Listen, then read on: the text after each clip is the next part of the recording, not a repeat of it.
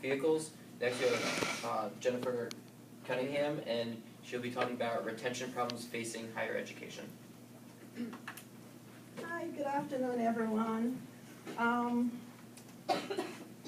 This subject is, Oh my god, I'm sorry. Excuse me. okay. Sorry. I don't want to ruin the presentation.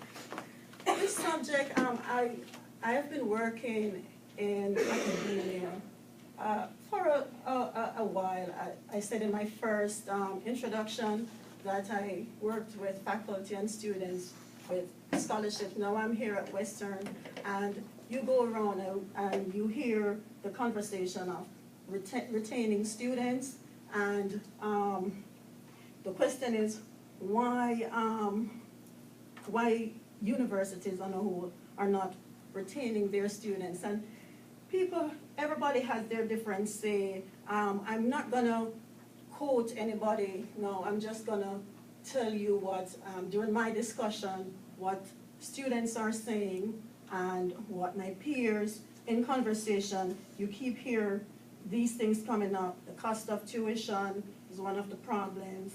Some students, during their first year, they have not, moving from high school to college was very difficult, but most of the time, you heard about cost of tuition, and that was the main problem why students are not staying in college. This is a national problem. It's not just in Connecticut. Right now, we know we are having problems here at Western with retention, and cost of tuition is one of the problems. It has been reported that in 2014, college tuition rose faster than inflation, and because of that, parents cannot keep up with the rate of tuition. Students have been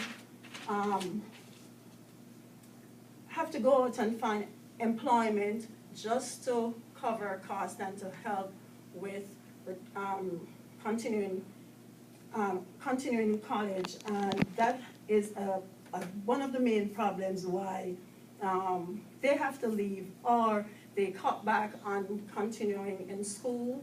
They'll come part-time because they have to do part-time employment. So why is it that each year the cost goes up, and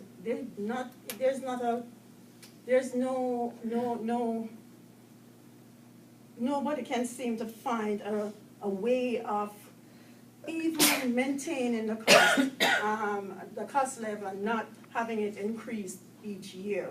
So my presentation today is the problem, and I'm asking, since we are all here attending college, if you think, if you have ever thought about what the real problem is and why we can't seem to be able to control the cost of education when it is so important. And this is just my view now.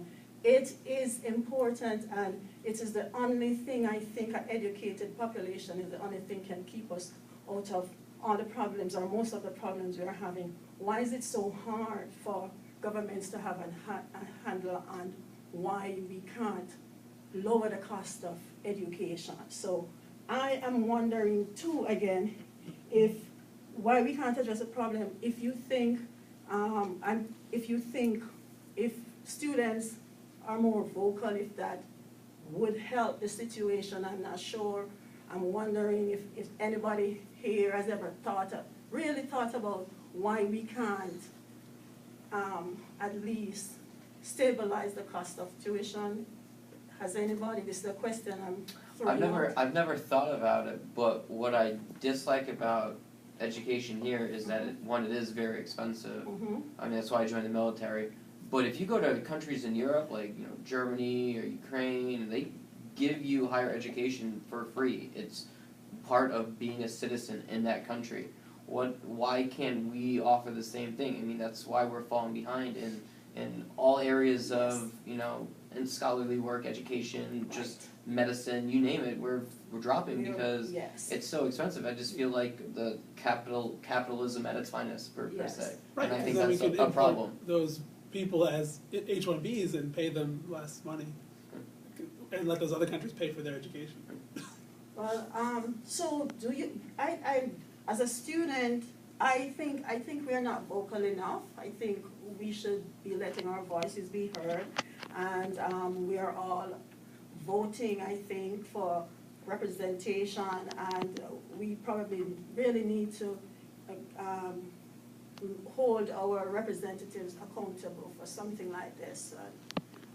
That's my presentation today. It's just throwing out an idea, and since we are all students, see, what you think about this. We're spending so much money on other different things, and I think education is what is gonna solve 99% of our problems. Thank you. I guess I had my questions before I threw it in. Thanks.